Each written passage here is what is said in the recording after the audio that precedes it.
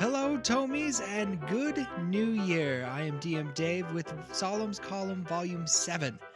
So, to start off this Saulum's Column, have a few announcements to get to, and then I have a special little message I wanted to share with you guys with a sneak peek for a DM Dave's deep dive. So, let's get into our announcements. The first announcement I'd like to make is about our mailbag. We have a second annual mailbag coming up for our second year anniversary coming up here in February. However, the due date for all those questions will be January 31st. And you can write us in and ask us pretty much anything. Something about the podcast, something about us, about our characters. We already have quite a few questions, but we still want more. So, if you want to ask us a question, reach out to us through our email would be the best one at chaosbardpod@gmail.com. There you can write us and say, this is my question for the mailbag. You can also do it over Twitter or Instagram, but the best bet that it gets on the docket is through the email. Again, that is chaosbardpod@gmail.com. Our second announcement here is we're going to SaltCon here in Utah. It'll be in Layton, Utah, March 2nd through the 5th of 2023. This year, it's only like about 2 months away, so there's still a lot of preparation I need to do. I will be running some games there. I am starting to narrow down what time and what days I'm going to be there, so I'll keep you guys posted on our socials and also here on Saulum's Column and our Discord as well. If you'd like to join our Discord, it's in the show notes. Click on there and join us there. I will also be part of a panel there, and it'll be Saturday at noon, 12 o'clock p.m. There I will be with Derrick from How Not to DM, Thomas from iCast Fireball, Cade from Knocked Prone, and Hayley and Weston from Party of Two. We're so excited to be with them and talk about how the TTRPG environment has changed since actual plays became such a big thing, and also some DM advice and advice on how to communicate with your players better. We're so excited. We've been talking about these topics, and man, you guys are going to have fun. I hope you guys can come join us for those. We, Tomes of the Chaos Bard, will have a table there for you guys to come chit-chat with us and possibly buy some merch. We're excited to meet you guys, and some of the people that I'm on the panel with, they've agreed to come chill out there once in a while too. So if you want to meet some of them, come hang out at our table. You'll most likely be able to see them after the panel on Saturday. So if you want to meet some of these other lovely people, come then. All right, so that takes care of all the announcements that we have. Now it's time for kind of the meat of Saulum's Column. The meat this time, it's going to be a little different than previous Saulum's Columns. The other Saulum's Columns, we'd be advertising, our Ko-Fi page, which I still would be advertising a little bit of that with my DM deep dive here. And it's interesting to me. Well, I guess I'll get into the story here of why I'm deciding to do Saulum's Column this way with a little message instead of our normal advertising get up. So a couple months ago, I was thinking about doing like a fireside chat with you guys and just express, some little thoughts of wisdom that I've had kicking in my mind the last couple months. And just thank you guys for an amazing 2 years that we've had so far. And I was like, no, maybe I won't, kicking it. And then I got a message on Discord, in our Discord chats. I was like, hey, DM Dave, it's a new year. Happy New Year. Do you have any inspiration for us this year? And it kind of was like, I wonder if I did. So I sent a message out there in the Discord, and it really pushed me to do that kind of a message here on Saulum's Column. Our podcast has been out for 2 years now. It's wow. And on top of that, we have broken 30,000 downloads in 2 years. That is amazing for a podcast to achieve, especially an actual play podcast that is in a saturated podcast realm of actual plays. And it's just so much gratitude we have here for you guys, for our listeners. It's overwhelming to know the support that you guys have given us. And it's really made me reflect on times that I wanted to quit. Times that I wanted to, it was just too overwhelming. didn't have time to do it. I didn't have time. We, as players, and not having enough time to do the quality that we wanted to do, and sent out episodes that we weren't really happy with, but for the time constraints that we had, that's just the best that we could do at the time. But you guys keep coming back, and you guys keep giving us inspiration and emailing us and messaging us on Discord and just any social media help of just thanking us for and telling us we're doing a good job. We're just so grateful for it. I don't think you guys realize how much that means to us as content creators. Well, not content creators, but entertainers, I would consider ourselves. And I'll give you one small little story about how much it meant to me. I think it was back a couple months when we first started, and we were starting getting, we realized the podcast was going to take a lot of time, but we didn't realize that it would take 8, 10, 12 hours to produce one episode.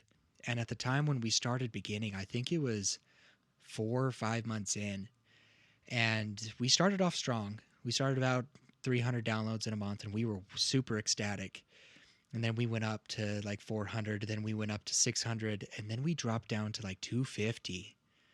And the next month was 277, and I was just like, what the heck happened? We're doing everything we can. What happened? And it was one of those times as I wanted to quit. It's like, I'm not seeing any fruit of my labors. I was very overwhelmed. Around this time, our melodramas kicked up. So, we're trying to memorize lines and memorize blocking and memorize our songs. And I was just getting so overwhelmed. Plus, we couldn't record for the podcast during that time because we were so busy with the melodrama. Me, Elsie, and Abby were in the middle of melodrama season. So we didn't have time to record. And we were getting behind on episodes, and, I was just super stressed because I wanted to be consistent. And I remember one night I was talking to my dad, venting to my dad about the stress of everything. Like, I'm not seeing any fruits of my labor. Like, there's nothing here. We're not getting very many feedback. The people that, we talk to, we're just not getting any positive reinforcements from this, and it's getting kind of stressful and hard. But I remember specifically talking to my dad about this, and I received a text. And this text was from my nephew. And all it said is, hey, Uncle Dave, I love your podcast. I'm really enjoying it. Keep up the good work. And I remember, tearing up in front of my dad. And I read him the text, and I was just like, that's all I needed. That's all I needed. And I remember my dad smiling. He was like, see what happens when you're patient? And from that point, there's been times that I've been overwhelmed. We've all been overwhelmed here at Tomes of the Chaos Bard for one reason or another, because we all have families too. We have other lives going on. But getting that reinforcement from you guys has been life-saving. It's given us that extra boost that we've needed to get through the hard times. And I hope that our podcast has done that for you too. We set out to do this podcast to bring an escape to your problems, some entertainment for when you guys are lonely or sad, to let you guys know that, hey, yeah, we're going through some rough times now, but we always have hope. We always have some drive to have more joy in our lives. And that was one thing we wanted to share with everybody through our little story.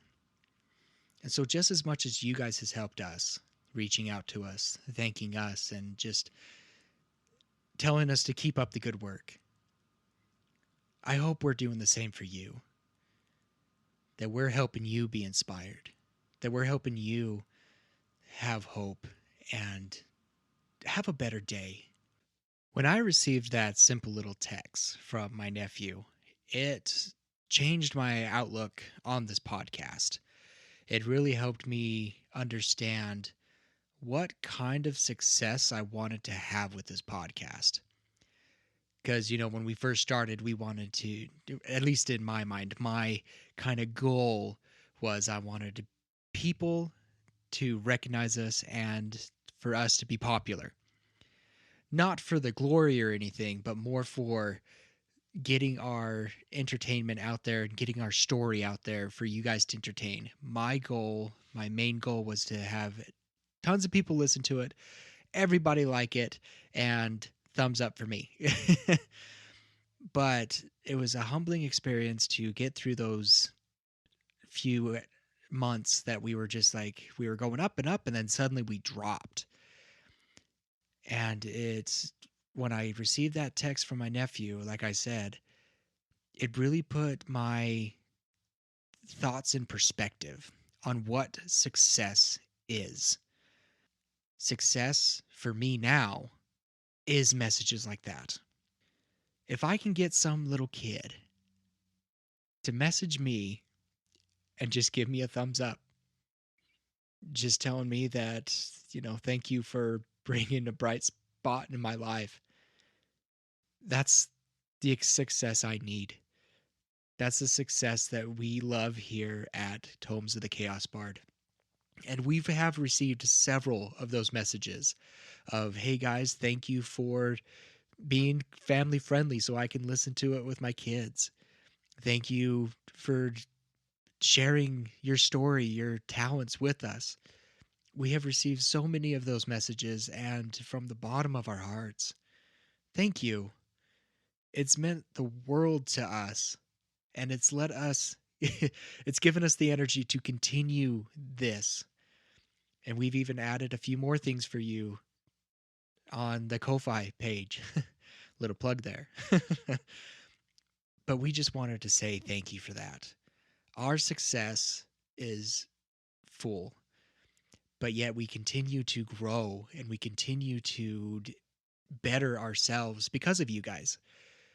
Doing the deep dives, right? I get to go back into the past, look at all these different things that listen to our audio and stuff, and see where we came from and where we are now. It's amazing. And you guys have been with us through this whole ride, and we thank you for that. Thank you for the 5-star reviews. Thank you for the uplifting messages. Thank you for just saying hi to us on Discord and sharing our stuff with your family and friends. Our success is because of you. We continue to have this desire to do this podcast because of you. You mean something to us. So thank you. Well, I don't know much what else to say about that, but I love you guys. And I hope you guys have such an amazing year this year. 2023 is going to be an amazing year for you and for us. But I mentioned a while before about being able to reflect back on some things and learn. So in this particular instance, I do have a DM deep dive for you guys. In this DM deep dive, it is the end part of my deep dive for episodes 7 and 8. Now, 7 and 8 were a difficult one for me. Not necessarily 7, but definitely 8. It's one that haunts me, and I'm trying to get over it. It was one episode that I was not looking forward to doing when I got to the deep dive of that part, but it was very enlightening and inspiring once I went into the deep dive of it, listening to it a couple times and learning from it. So I won't talk more about it. You listen to past DM Dave about chapter 8 specifically. Enjoy.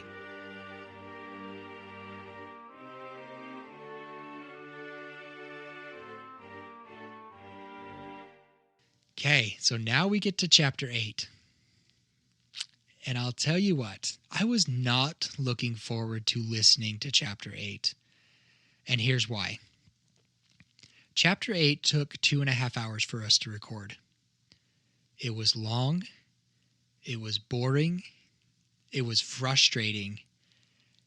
And I was not looking forward to listening to this episode. There's a lot of things that went wrong in this episode, and it's left a very bad taste in my mouth. So I was regretting doing this. And I'll explain a little bit more as we get to certain points of the story. First off, I was really nervous about leaving the Hollow. As a DM and as a player, I don't like travel. I know the importance of traveling in-game. It sets up different stories. You can find random encounters. You can find random people on the road. But a lot of times I feel that it drags too long. I've been a part of games where we're traveling for a month and we have to roll perception checks every day, and we have to set up night watch every night, and it just drags on and on and on. And I didn't want that to happen. However, I've been part of games where during your travels, you find out new things. You're able to have character development. You're able to have bonding time during those travels because of certain encounters, or certain things will come up and you can have a conversation with another character and you grow closer together. So I knew the importance of having travel. And so I tried to come up with a balance. So what I did is I'm like, okay, I'm going to have them roll some dice, percentage dice to be exact.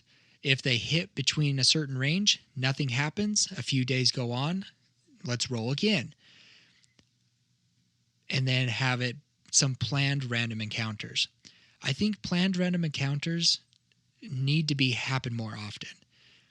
They're random because you don't know which encounter is going to happen. And when I say encounters, it doesn't have to be a battle.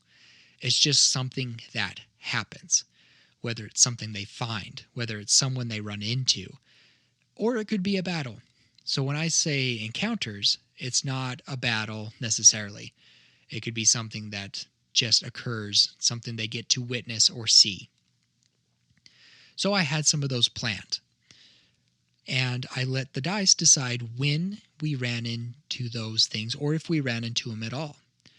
They weren't necessarily important to the story, but there were certain ones that I wanted to happen. Nettleton was one of those situations. Before I continue on too much into Nettleton, so that's how I decided to do my travels. I wanted it to be fun. I wanted it to be random, but I did want it to be random on my terms, because a lot of people love the random charts where they just roll and something happens. But it really makes me panic a little bit, because if I roll something and then I'm like, oh no, now here comes 2 Manticores coming in. I don't have Manticores in my world right now, or if I ever will.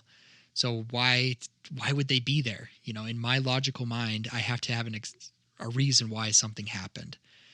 So that's why I really like the random encounters, but they're my random encounters that I came up with, so I can explain it in a natural way. But there's certain ones that have to happen. For example, Nettleton. Nettleton was important for them to run into because it shows my players why there's refugees in the Hollow. This town has been ransacked. This town has been destroyed. And destroyed by who? They find by the Trigrovan, because they were able to find Trigrovan symbols. And it's important that they find a Trigrovan symbol, which we'll get into later. This is another part of when I was planning that I wanted to happen, right? During travel, during certain things, players love to loot. They love to see what's there. However, when I was listening to this episode, the loot took forever. I don't, like, when we were first playing it, I don't remember the loot taking this long. I felt that the travel was what was taking us forever. But listening to it now, it was the loot. that took us a long time to figure out. The loot is random. I have little cards that have numbers on them. I have it planned that if my players get a certain number on their investigation checks, they get a certain amount of cards. And one of the things I was able to tie into a later story is those assassin contracts. Those are important for later when they meet Ivan later on down the road. And also they're important to the Chaos Chronicle, our first one. But later on down the road, I'll mention a little bit more about that. Just keep that in mind. The random loot that Roscoe finds about the assassination contracts, which he didn't know they were at the time, I was able to tie in later. But listening to this episode has made me really think about how I could do loot better. It took too long. The loot took too long. It was kind of boring to listen to, and I was even a part of it, It was boring to listen to, and I'm sure a lot of you found it boring too. But I don't want to lose the aspect of loot. I still want to give my players loot. I still want you guys to hear what loot they find. It's just going to take a little tweaking on the editing side / on the giving out side to make that the flow a little better. So that was one thing I learned listening to it, that I need to do a little better. So that took a while, and so we continued on with our next day. As they traveled, they saw in the distance some flags that were standing around. It was a little too dark at night, so they couldn't tell what was going on. And I had it planned. This was another planned random encounter of them running into a group out there. And I was hoping, it being dark, that they would kind of just, there's more people out there. Let's go say hi. Let's go encounter them. And by the time they get there, it's a little too late for them to run away and hide.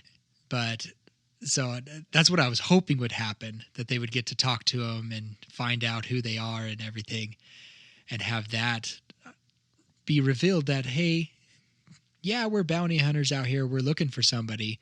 Actually, you guys look kind of seem familiar to the bounties that we're after. I kind of wanted it to go that way. But they ended up camping farther away from the other campsite, and in the morning, they realized they recognized the banners. This is why it was important in Nevelton that they were able to find a symbol of the Trigrovan, because they had Trigrovan flags around their campsite. And that was one of those things as a DM. If you want something to be important, you need to plant several seeds. Because I knew if they saw the flags around there and they saw the symbols, they wouldn't necessarily go near it. And that's exactly what happened. I did not. And so I tried to draw them in, right? I tried to be like, hey, you in the distance. I was trying to draw them in. Why would somebody speaking English and not coming after us, or speaking common and not coming after us, why would they be interested? But Boudreaux was interested, but they turned around and skedaddled. And so I was like, oh, darn, that didn't work out how I was planned. I was a little frustrated about that. I really wanted them to run into the bounty hunters and have that conversation with them. But I was like, all right, oh, well, let's see if I can maybe throw it in later. And now we get to another night, to another planned random encounter, the Null Fight. By this time, we get to the Null Fight. As I mentioned, we took a lot of time with the loot. There's been we were getting tired by this point. I think we had been recording for about an hour, but because of the loot, we knew we had to record more content because we didn't want that whole loot thing in there. As I mentioned before, it's a little boring with all the repeating of the items that they received. So we're like, okay, maybe we can get through this battle. It shouldn't be too tough of a battle, but we ended up recording it for an hour and a half. And I was so frustrated. I was so upset with myself during this. And here's a learning, something important for you guys who are planning games, DMing games, can learn from my mistake here. I thought a mounted combat would be fun, but I did not look up the rules for mounted combat. So a lot of it was very frustrating to my players because it was like, oh no, I had to make up rules on the go, and my players were getting very frustrated with what they could do and what they couldn't do. One rule that I thought was the correct rule, and eventually learned that it wasn't after the fact, is that to get on and off your mount, it's your movement. It's not an action to get up and down. And so that really hindered what they could do. So a lot of them stayed on their horse because they didn't want to get up and down, which caused some of their horses to die, which was another frustrating thing that some of my players told me that they were mad about. Like I said, we were all tired, and I was getting frustrated because I didn't know how to do mounted combat. Plus, it's dark, and trying to make it unique, doing animal handling checks for their horses because their horses aren't combat ready, which is another frustrating thing that my players had. It turned into a mess, and this is a big reason why I have such a bad taste to this episode, is because of the mounted combat and the combat in general that was taking way too long. As you remember in the podcast, in the episode, listening to it, nobody was rolling well. And that always makes a combat really long too, when everybody's missing and nobody can land a hit. So it just drags on and on and on. So we were getting about to the 1.5 hour mark of just the battle. Like I said, in total, this chapter 8 took about 2.5 hours to record. And it came to a point like, okay, we got to wrap this up. It's getting late. Everybody's frustrated. We need to wrap this up quick. And that's when the thought of, oh, those bounty hunters are still out there. Let's see if I can bring them in. And so I told my players, hey, let's just take a 5-minute break real fast. I have an idea. Just give me a minute to think. And there's nothing wrong with doing that in the middle of a game, especially when emotions are high, to be like, okay, let's take a 5-10 minute break. Let me think on some things, and let's start in just a second. And that's what I did. And it worked out really well. It's another example of, though things go poorly, mistakes happen, that something really good can come from it. Having the bounty hunters, because I wanted them to encounter the group and them have a conversation, why not have the bounty hunters save the character's butt? Save my heroes. And so that's what I did. And it turned out, as we get into future episodes in the deep dive, it really helped the story move forward. It really helped the characters bond in future. If this wouldn't have happened, we wouldn't have the story that we have now. So, though, listening back on this episode, this is what I've learned. Though this episode it's still an episode that I don't like. I very much dislike this episode. But it has made me a better DM.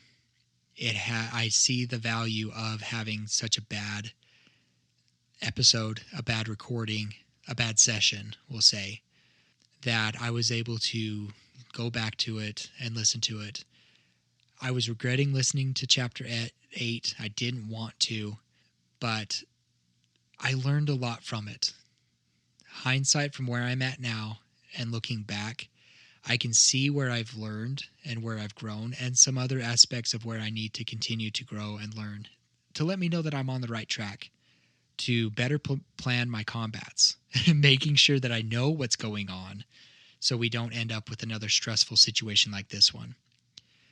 Listening back, I realized that it wasn't the travel that made this session so long. I thought it was. In hindsight, thinking about it before I listened to this one, it was like, oh, this one's just a long, boring one because of the travel. The travel took forever and the battle. But actually, through the miracle of editing, Zeb was able to clean up that battle really well. And so it flowed really well. But it was the loot that really slowed things down, slowed the story down. So it helped me learn, okay, what are some different ways to give out loot? What is better ways to make this flow a little better? So I guess moral of the story is, don't be too hard on yourself for any mistakes that you make.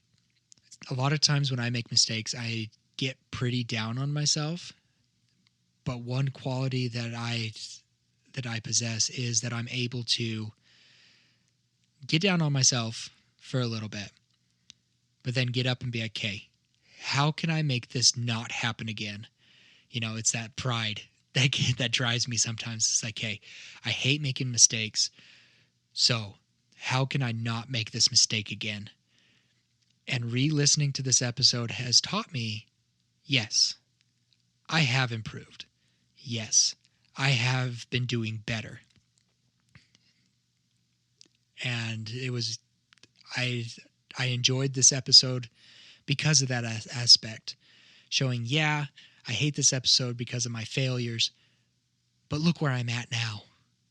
I'm such a better DM because of those mistakes.